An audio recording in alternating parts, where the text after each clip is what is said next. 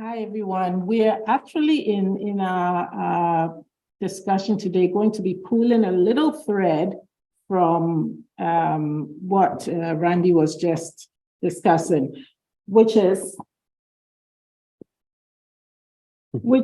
to do with increasing efforts to collaborate with communities to manage marine resources, as well as the fact that there are different notions in the world about who has standing, who is a thing that needs to be protected, who can speak for what. And so those sort of ideas actually are what would have driven the work that Chris and I have been doing.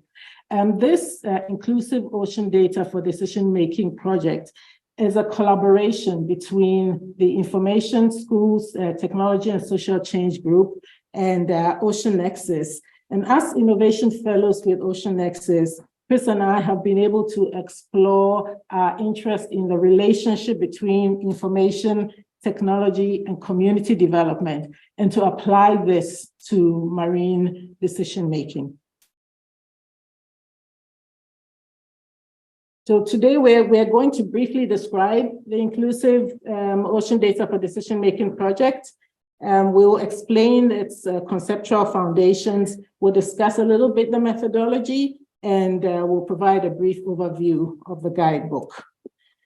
Both Chris and I, before I begin, I just want to say that both Chris and I are partly Western trained, partly non-Western trained, and we both come from middle income-ish backgrounds. And so this has sort of shaped the way we've engaged with the material and the way we present it. We've struggled with our own sense of identity. We've struggled with awareness of our own privilege in comparison to the organizations or the people, the communities that we want to serve or we hope to serve.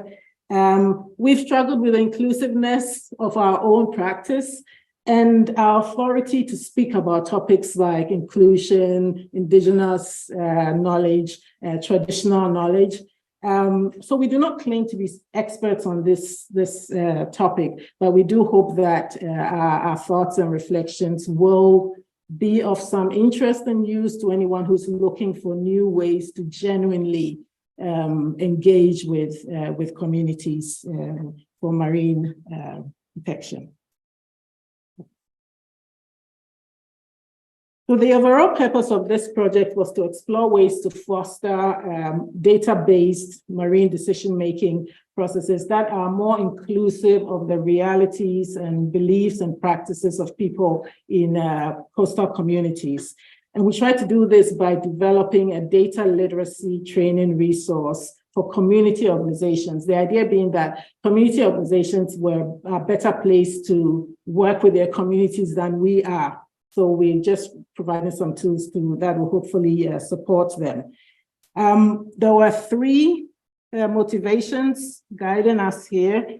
Our key concern was this observation that many communities do not fully participate in the entire process of decision-making, especially in generating the knowledge that is used to inform marine decision-making. And this is despite the fact that, as Randy alluded to, these are the people that suffer the most the negative impacts of climate change.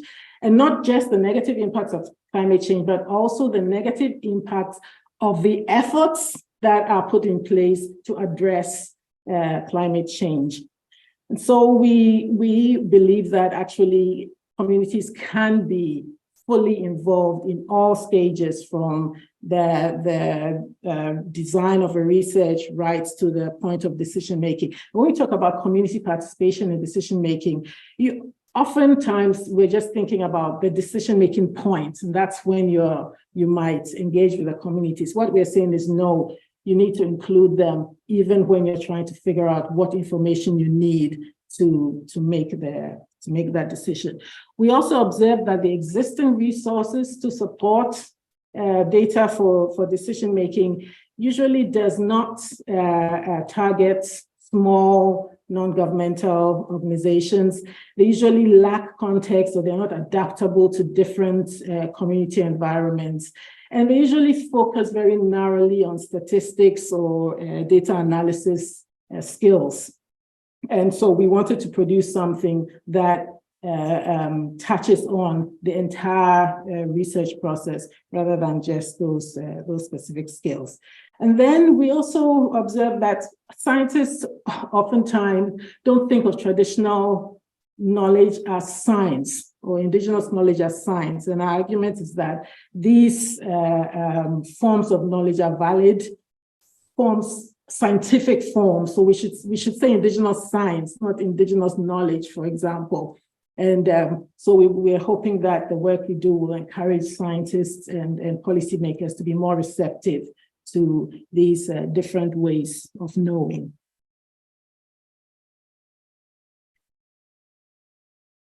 These this premise, led us to identify some barriers to community participation. And those are that, one, there's this lack of the actual resources that could support communities to do their own decision-making based on data.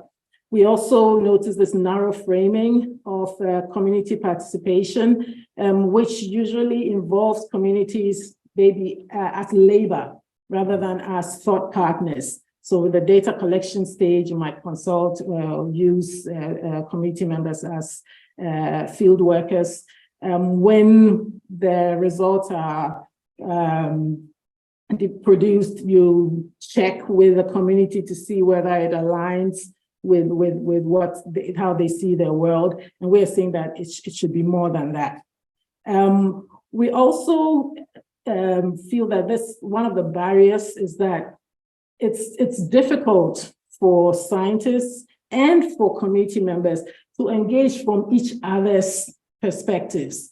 So most of the time, communities have to learn how to speak the language of scientists or of Western science, but you rarely find it in the opposite direction, where Western scientists or scientists in general feel the need to learn indigenous ways of generating knowledge.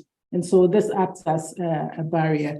And then communities may be disinterested in participating, maybe because of past experiences that made them distrustful of researchers, or actually distrustful of their leaders and therefore distrustful of the process. Conceptually, we grounded this work in the idea of ocean equity, which underlines most of the Ocean Nexus's work. But we also drew on the idea of knowledge democracy, which recognizes all forms of knowledge and recognizes that all knowledge is relational. It recognizes that there's a vast body of often marginalized knowledge systems that are valid, equally valid ways of seeing the world. And it also, and this was really important for us, proposes that knowledge has to be transformed into action for it to be useful to society. So that was one of the most important drivers for us to develop this resource, because we wanted to translate academic knowledge into something that communities can use. We also use the marginalized voices framework to help us to identify voices that are people, communities, groups that may be missing from decision-making processes. So it's easy to know who is included, but it's not necessarily easy to know who is excluded, because invisibility is not obvious. So this framework provides a way to consciously think about who might be missing from the process. So we have unknown voices that are people that are invisible from mainstream society, which would be people like modern day slaves, undocumented migrants. Silent voices are those that lack the ability to vocalize their realities. So it might be people with certain types of handicaps, or people, homeless people, for example. There may be muted voices. which are socially devalued or discredited, like sex workers. In some communities, it might be women. In some communities, it might be youth. We have unheard voices. These are just people that are difficult or costly to reach in data collection efforts because they might live in remote areas. And then we have ignored voices. And these are people that are marginalized during the data analysis stage. So the example would be indicators that are rolled into an other category or outliers. We're basically ignoring those voices. So ocean data for decision making then is essentially a process of creating and using data in a way that recognizes and incorporates the realities of different types of people and I'll say things. It also aims to leverage as much as possible local knowledge and local epistemologies and to achieve the highest possible degree of community engagement, recognizing that there may be these existing barriers to community engagement and also very valid reasons that communities may not be able to participate, say because they don't have time or they're busy trying to make a livelihood. So we need to take all those things into consideration. And in the long term, we envision that this would lead to communities having a stronger voice and being more comprehensively involved in all stages of knowledge generation for marine decision making, and not only with respect to being able to gather their own data and pursue their own knowledge agendas, but also being able to communicate those agendas to policymakers and to the government. Now, this is not to say that scientists' expertise is irrelevant. I think scientists are important, they have the expertise, but we do want to find out or explore the extent to which we could be more inclusive in the research process while recognizing and leveraging the existing expertise of scientists. I hinted at this before. We're making a lot of assumptions when we talk about these ideas. One, we're assuming that with these basic competencies in research, design, data analysis, and so forth, communities will be able to participate more equitably in the decision-making process. We're also assuming that that participation will lead to better quality data. We're assuming that they will be willing and able to participate in the process. And we're assuming that different communities will have different skill needs, as well as different approaches to how they are taught and how they learn. So that has to be incorporated into the process. And very significantly, we are assuming that it is possible to integrate Western and indigenous traditional forms of knowledge. And so to provide the meat for our guidebook, we did some field work. First of all, in Hawaii, we did mostly conceptual work, talking to scholars and local community organizations to learn a little bit about this interaction of Western and indigenous knowledge, and to sort of test the ground to see whether this idea we had about a resource was even worth pursuing. In Japan, we explored with a professor there the oyster farmers' knowledge, knowledge about ocean acidification and how to address it. And then in Ghana, we worked with a local organization there to explore community responses to marine protection efforts in the wake of a beaching event.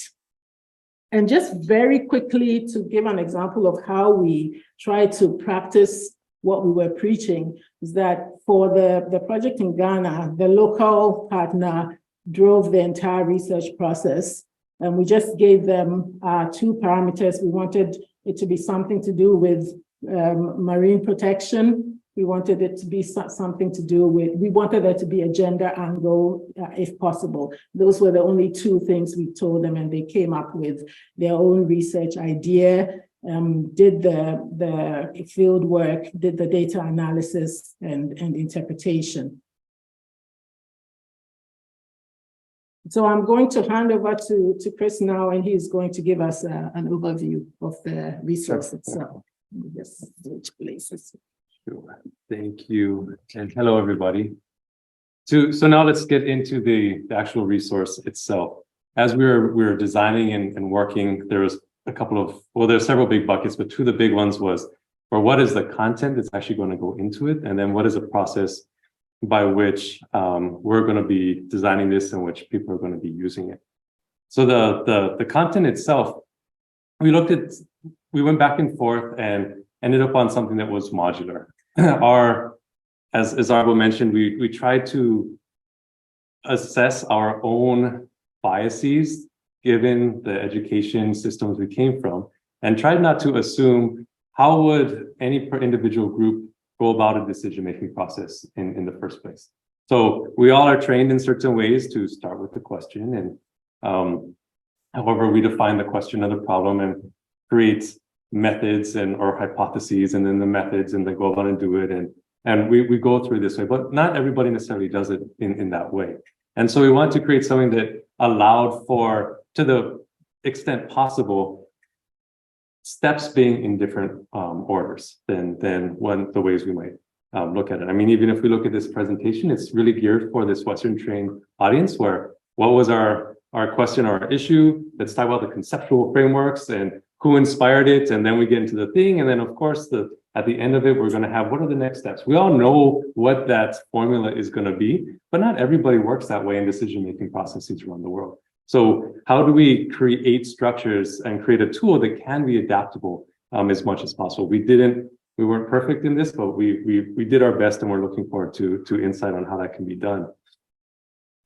We also worked to create case studies that were marine related and try to make this guidebook rooted in some of the communities that we work with. And so the artwork throughout this symbol here at the bottom, but also is a Ghanaian Adinkra symbol, which Araba, I'm sure, can give you tons of input on afterwards. It's all really interesting, and the work that you see throughout that's more painting or I guess everything is visual, but painting or graphic art. Those are done by a phenomenal artist in Hawaii named by Solomon Enos, who lent his art to this resource to represent some of these ideas and concepts we're doing in Hawaii.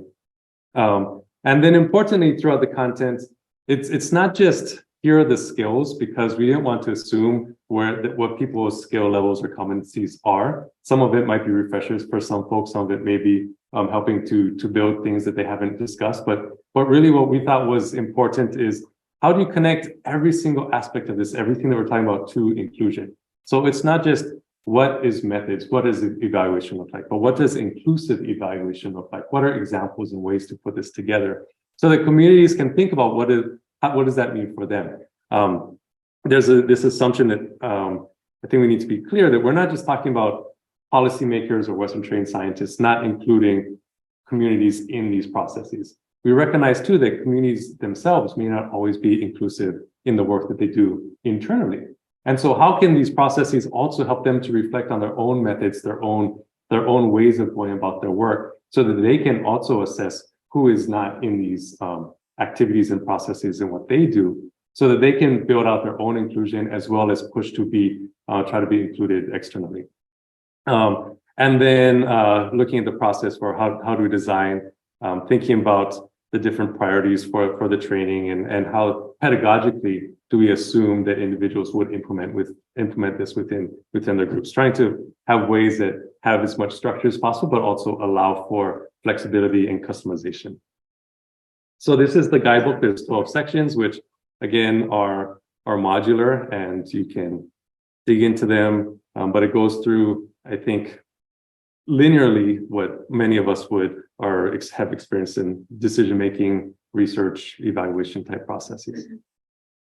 And here's some slides to just show examples of what this looks like. In this screenshot, there's a couple of pages from one of the chapters. Every single chapter begins with a quote or two from some scholar or local individual who has some really important thoughts, putting this into their own words. We tried to consistently have the purposes of each section and build in values and you can see there's different kinds of artwork so that it has a similar feel, but also has the same content so people know how to use it, and each thing can stand alone if it needs to.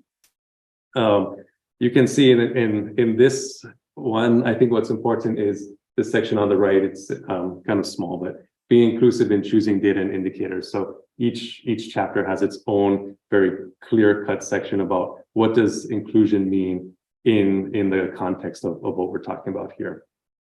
And then in this one, in gray at the top, we have a case study. So there's case studies throughout. And then there's also some worksheets and toolkits that people can use at the end. One thing, if you folks are interested in downloading this right now, that was available as a PDF in the very short term. We're finalizing an accessible PDF version, but also tools that can be used so people can create their own case studies. And so when they use it in their own communities, they can put in their own examples and do things that way. They can have accessible versions or editable versions of the worksheets and also the tool, the whole resource itself. So if they want to replace words, phrases, or ideas with things that are more locally relevant for them, they have the ability to do so. We had a long journey. We don't need to get into all of it, but we literally were in Hawaii in March of 2020, whatever fateful year that was, and about to start field work when we started realizing that, oh, the airports may close and we may not be able to get back home because there's this thing called COVID. Although I guess we didn't call it COVID at the time. There was something more racist than that. So we ended up, unfortunately, having to scrap a lot of our field work, much to our chagrin, also recognizing that these wonderful community groups that said they want to work with us and still said, oh, we know there's COVID, but we still want to work with you. We just kind of decided, well, we know there's a lot going on, and despite their generosity, we're going to take a step back and let them address this serious health incident. And so we ended up working much more insularly and less participatorily than all of this purports to say other people should do, but that was the reality. And so actually we have a bit of a flip model. So we're now hoping that the release of this and next steps will engage more communities to be able to see what we've done. But one of the positives was a lot of community members that we worked with initially got it and wanted to participate.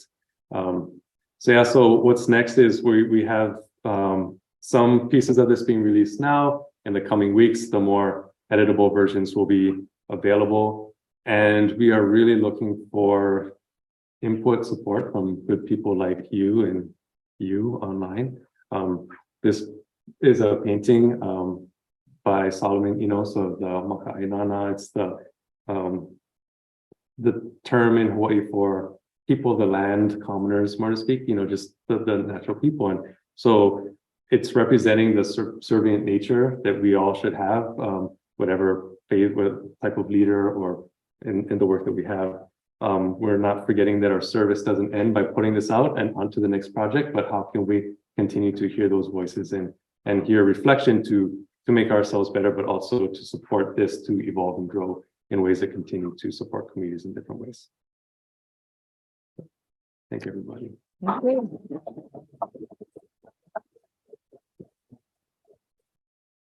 Thank you very much. We're going to go up. We can take one question. Well, yeah, thanks so much. It's really interesting. I'd love to get more about the case studies and how what you developed is being applied. You mentioned the thing about the internal conflict within the group, and that's that the tool is helping reflect on their environment. I was wondering if there's a conflict between different stages, so that the decision you make in one stage of the process kind of restricts or limit your capacity in other stages. Did you find that, or is that do you think that's going to be kind of an issue that's going to come up as we increase the number of case studies and applications? Yes, well, because we didn't do the extent of field work we wanted to do, I can't say that we necessarily observed that, but in the cases that we read about, as well as in our reflection on the topic, I think That's the very reason why you want to try and include or be as inclusive as possible from the beginning. And at every stage, we're not saying that everybody has to be included in everything. The more important thing is to be aware of who you're leaving out and who you're keeping in, and have your rationale for doing that. And that should be a rationale that has been agreed.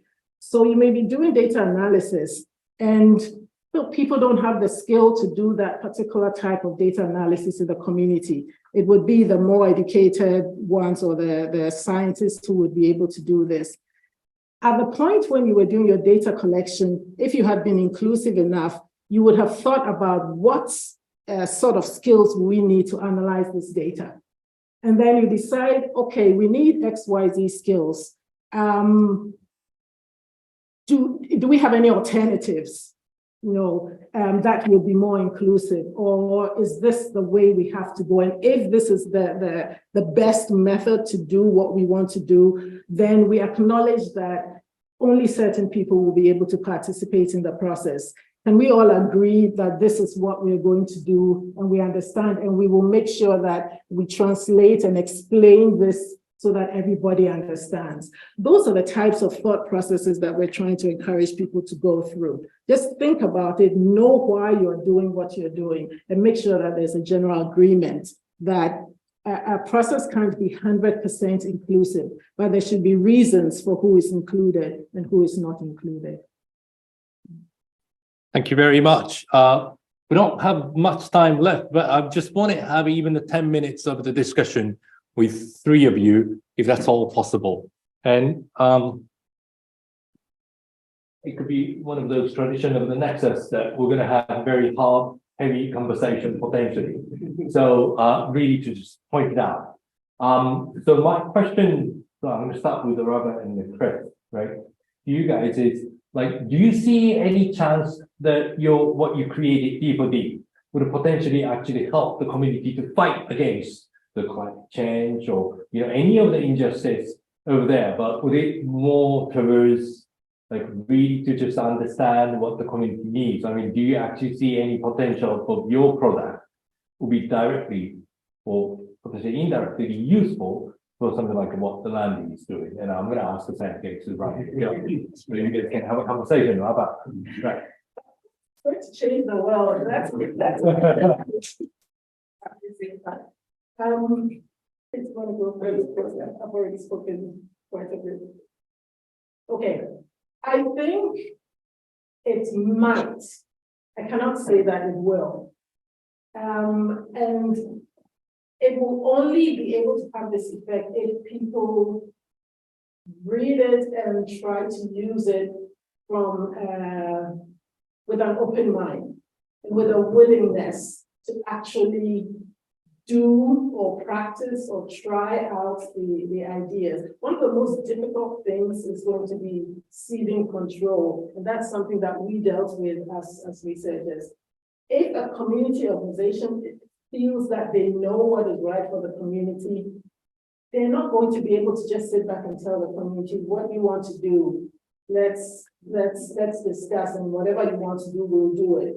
If you were able to read the cartoon we showed up there, the people in the community have said they want one thing, but the leaders were in another room saying, yeah, we know they want this, but I want this other thing instead because my uncle, is a contractor in that area. So as long as people are not coming in good faith to the process, then this is really not going to go anywhere. That's the first step, but we hope that there are at least enough people out there that are willing to at least take that step and try. And that's what we're going to be trying to do in our next phase, is to try and connect with communities and test it and see. We're saying that the things we've been doing in the past are not working, but we still have this severe social inequality. So we need to do something different. Here's something different. Let's try it and see whether it works or not. Thank you so much. So now back to Randy. You heard Araba's talk, and surely there's a missing or gaps in communication in terms of information, getting a community voices, understanding they want, and bring it up to the level where they could just take some of the people or some of the companies in the court. What do you think that we actually need as a resource? You know, what's the missing link between what Araba and Chris potentially doing and what you're doing, and how can we fill that?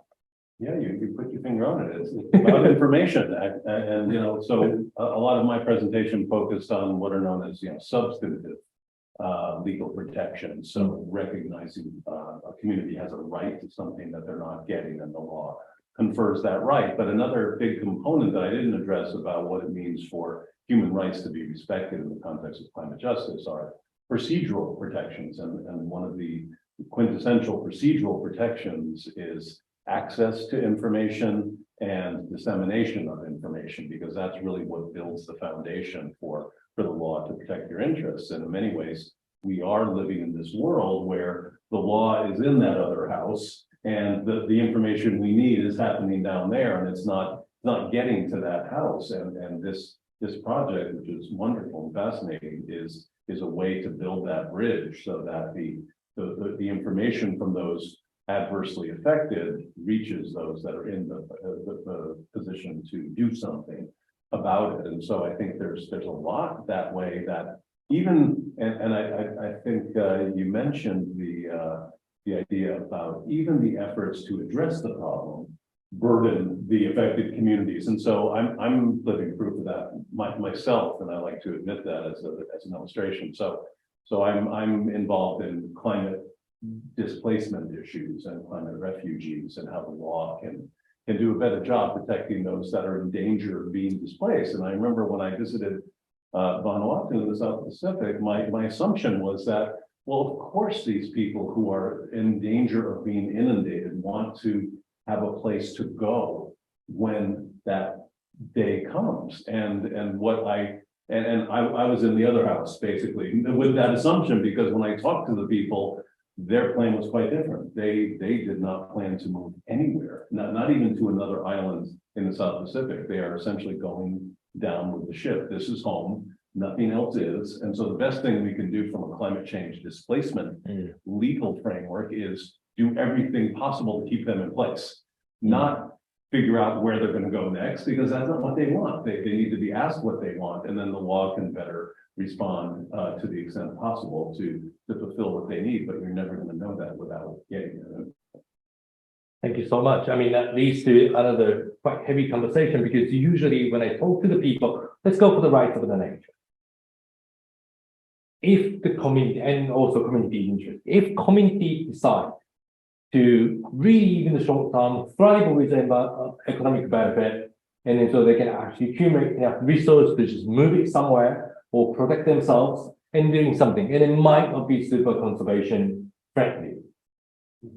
Or if the right to nature and conservation of the animal rights and all sorts will actually potentially in the longer term better for the community, but yet doesn't really necessarily fulfill the community needs immediately. They're going to think about tomorrow's later for it. When this happens, right, what can we do? Any comments on that? Because I usually get this question, and so whoever can take this question to answer, that'd be great. And I think one of the things in the very beginning of the guidebook we put together, we decided was to talk about values and priorities within the community, and to make sure that that's an inclusive conversation, because within any community there's different groups of it, but to put them out there and to describe it, right?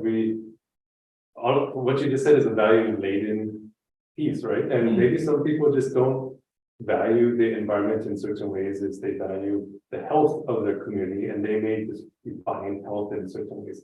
And not to say that we expect this to be used to justify environmental destruction, but to still put out there and help people to map that out and to describe these are our values and why, and this is the community, you know, the drive that we're moving towards, and it impacts every single step along the process, right? And every piece of this and how we describe the methods, how you can describe what data and information is, right? Data is, in this case, doesn't necessarily mean it's just numbers, right? It's just information. It's a way of saying information. And so how can values drive this decision making? And then how can, if somebody is able to put that out there and not just say, this is our decision, but say, and this is why, and put in that context, then it can get to that human level, right? And that's kind of one of the differences between some maybe more this old school Western type of science where it's just about numbers and counting and chemistry or fish counts, right? Versus a lot of traditional ways which have that, plus understanding the cultural components, the human components, the value components. And when we add the human to it, then we can have conversations about this is that thing that we're viewing and that we're measuring. And this is how we're seeing it through our lenses of our communities. And then we can talk about that and connect as people, and maybe it can help to bridge some of the political stuff, which often we forget that we're people behind all these values that we are. Right, can we take this conversation to the core?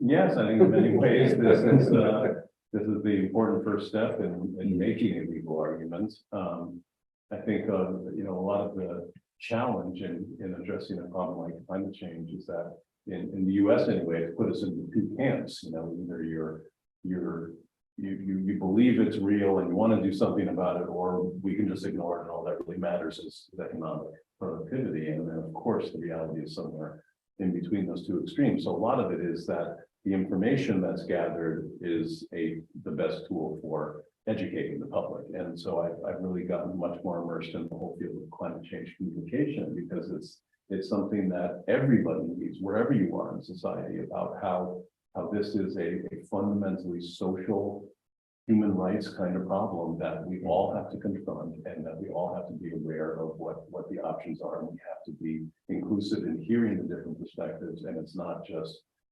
financial gain or environmental protection. It is about kind of retooling the way we do a lot of things, and the whole idea of the Green New Deal sort of recognizes that this is a social transformation that we all have to be a part of wherever we are in that mix of players in the game, and we're just not listening to each other, and that's what's really getting us into more trouble, and ever hoping to get a solution that has some traction in addressing these problems. It's just not this black and white either or sort of scenario. Can I answer just one thing? I think we may be surprised at what could happen, what could emerge if we would just listen to each other. Just having those conversations and really listening to each other. Who knows, maybe able to figure out that compromise that both protects whatever values we have now, as well as protecting the future generations. Thank you. Very different way of either inviting them to listen to each other, or somehow taking them called to listen to each other. Very different way, but thank you very much for today's conversation and presentation, and we learned a lot from you. And thanks to everyone online. We'll catch up soon. Okay, great. Thank you.